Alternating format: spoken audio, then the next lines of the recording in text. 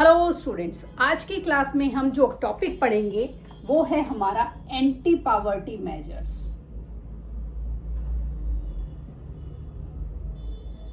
देखिए, कल की क्लास में ना हमने टॉपिक को छोड़ा था अपने पॉवर्टी के कि किस तरीके से हमारे देश में या किसी भी देश में कई बार ऐसा होता है कि जो पूरी पॉपुलेशन है वो बहुत ज़्यादा रिच और हमारे पुअर के एक हिस्से में बढ़ जाती है। और जब भी ग्रोथ होती है किसी भी देश की तो उस ग्रोथ का जो फ़ायदा है वो अल्ट्रा रिच को ज़्यादा मिल जाता है और पुअर लोग जो हैं उस चीज़ का फ़ायदा नहीं उठा पाते हैं।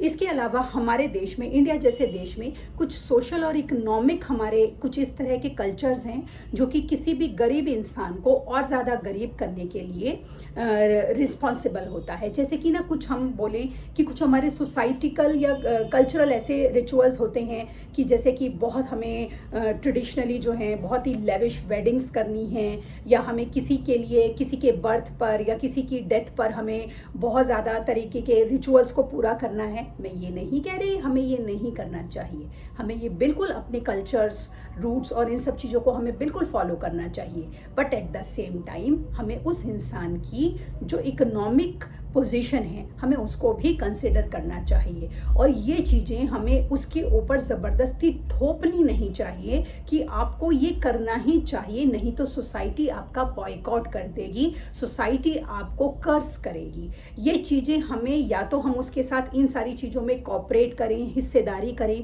ताकि वो इन चीज़ों को पूरा कर पाए, या हम इन सारी चीज़ों में जितने भी ये हमारे वेडिंग्स हो गए, किसी के बर्थ और डेथ से रिलेटेड रिचुअल हो गए, इन सब चीज़ों में हम दिखावाबाजी को बंद करें।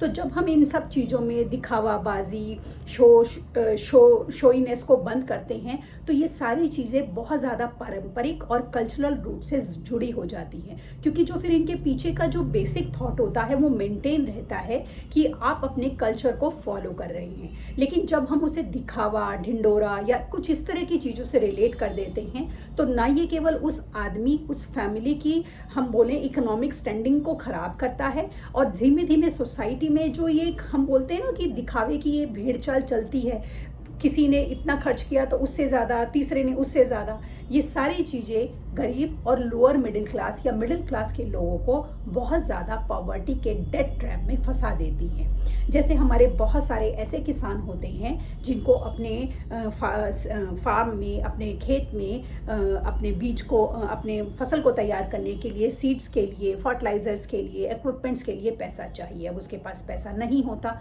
क्यों नहीं होता? या तो उसकी इनकम बहुत कम है, या इस तरह की जो चीज़ें होती हैं जिनमें सोसाइटी की दिखावे से रिलेटेड चीज़ों में हम अंट शंट बहुत ज़्यादा पैसा खर्च कर देते हैं। हमें खर्च करना चाहिए लेकिन अपनी ज़रूरत के मुताबिक, जितनी हमारी इकोनॉमिक पोजीशन है, जितना हमारा उस चीज़ को हम बोले कि हम खर्च कर सकते हैं।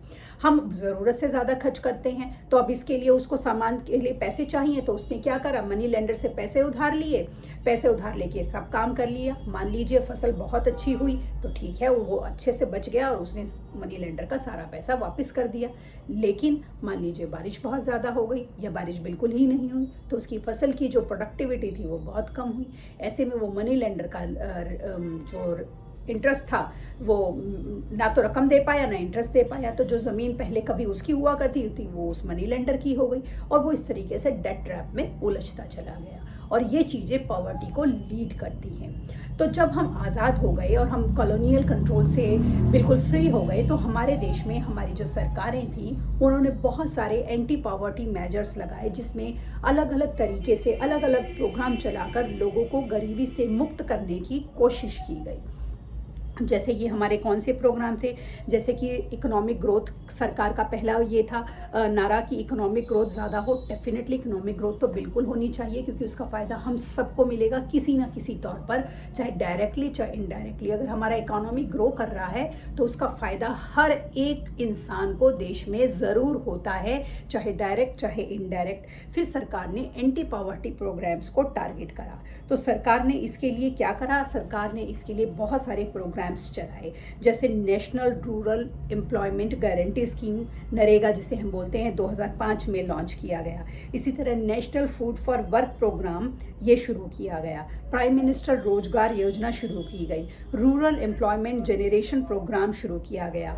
उसके बाद स्वर्ण जयंती ग्राम स्वरोजगार योजना शुरू की गई। प्रधानमंत्री ग्रामोदय योजना शुरू की गई। अंत्योदय अन्न योजना, ये बहुत सारी योजनाएं हैं जो कि शुरू की गई, जिनके मैं आपको नाम बता रही हूँ। इन सब का पर्पस जो था मेनली यही था कि किसी ना किसी तरीके से गरीब लोगों को या तो सस्ती कीमतों पर अनाज दे दिया जाए खाने के लिए, वो अपनी नीड को पूरा कर सकें, या जो हमारे किसान हैं जो कि जिनके पास रिसोर्सेज नहीं होते उन्हें सस्ती दरों पर फर्टिलाइजर्स और सीड्स और मशीनें जो हैं वो मिल जाएं।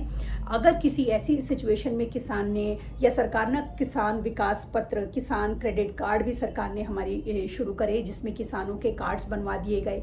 और इन सब के बावजूद अगर फसल खराब हो जाती है तो हमारी सरकार उनके लोन भी वेव कर देती है, माफ़ कर देती है।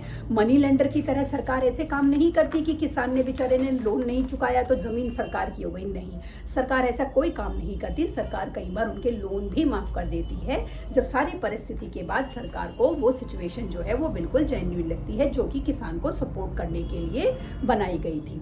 तो ये सारी के सारे जो स्कीम्स और इसके बाद ये जो चलाई गई, अप्लाई की गई, इन सब स्कीम्स के बावजूद इनको अप्लाई करना और इनको लागू करना भी बड़ा सारा चैलेंज होता है। अब जैसे देखिए कि कैसे चैलेंज होता है। जैसे कि हमारे किसान जो होते हैं नॉर्मली वो ज़्यादा पढ़े लिखे नहीं होते हैं, तो वो क्या होता है, उनको लगता है कि बहुत ज़्यादा पेपर वर्क करना पड़ेगा, हमसे कहीं किसी और चीज़ पर दस्तखत करा लेंगे, हमसे हमारी ज़मीन चली जाएगी। तो ऐसे में सरकार इन लोगों को समझाती हैं, हमारी सरकार के जो वॉलंटियर्स होते हैं इनको समझाते हैं और इनको बताया जाता है कि नहीं, सरकार आपके फ़ायदे के लिए काम कर रही है। अब इसी में कुछ ऐसा भी होता है जैसे कि चैलेंजेस हम बोल रहे हैं, करप्शन है। किसी भी देश में करप्शन तो हर देश में होती है। हमें अपने देश की इसलिए पता होती है क्योंकि वो सिचुएशन हमें पता होती है, तो हमें समझ में आती है। हर देश में होती है, किसी में कम किसी में ज़्यादा। अब मान लीजिए सरकार ने किसानों के लिए बहुत सारी स्कीम्स चलाई, लेकिन जिनके बारे में किसानों को पता ही नहीं है। तो अब ऐसे में उन तक ये समस्या मदद कैसे पहुँचे?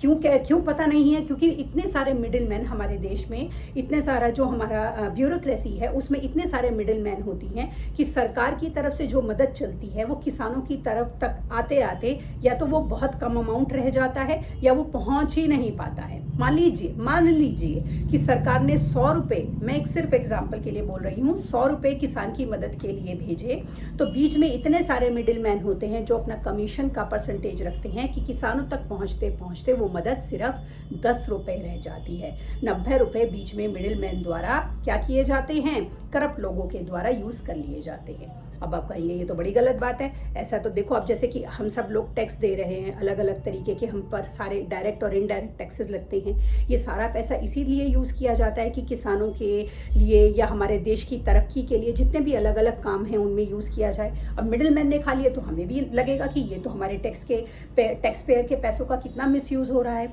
तो ऐसे में सरकार ने जब देखा आज़ादी के बाद हमारे देश में ये हुआ कि भाई ये तो मदद लोगों तक पहुँच ही नहीं पाती और किसान तो अलग अलग तरीके से बेचारे परेशान होकर सुसाइड कर रहे हैं, परेशान हो रहे हैं। तो ऐसे में हमारी सरकार ने, जो अब हमारी सरकार आई, उन्होंने क्या किया, उन्होंने इस मिडिल मैन के सिस्टम को ही ख़त्म कर दिया। उन्होंने किसान के अकाउंट को सीधा आधार से, आपको सबको घर में बोला जाता है ना कि आधार से आपके सारे स्कूल के नंबर्स हैं या सब कुछ हैं वो लिंक हैं, उन सबको आधार से लिंक किया।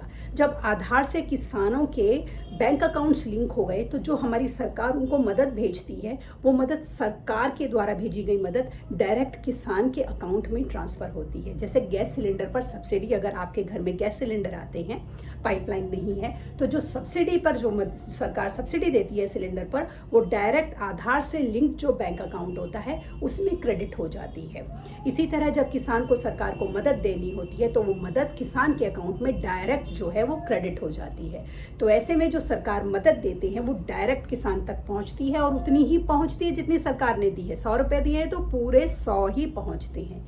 और ऐसे में जो हमारे जैसे टैक्स पेयर हैं जो कि टैक्स पे करते हैं, हमारे पैसे पैसे का सही यूटिलाइज होता है और हमारे देश में जो गरीबी और अमीरी के बीच की ये जो खाई है, उस खाई को हम धीरे धीरे कम करने के प्रयास में सफल होते हैं।